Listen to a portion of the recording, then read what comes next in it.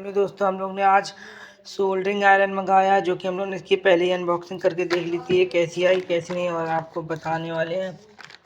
तो हमें ये है हम लोग की सोल्डरिंग आ रही जो कि 50 वाट की है, 230 वोल्ट और 50 हर्ट्ज की वन पीस आई दोस्तों। और ये बहुत ही कमाल की है ये सॉलेक्स कंपनी की है जो कि 6 महीने की वारंटी मिल जाती है इसमें अपन को। ये हम लोग को बहुत सस्ती पड़ी है दोस्तों। इसमें देखो ये आपकी बिट है जिसमें बिट में भी मेंशन किया गया है। और ये अपन का बिल है जो कि हम लोग को इतने रुपये की पड़ी है, जो सकते 389 रुपये की, इतनी सस्ती और 50 वाट की है और बहुत ही मस्त है।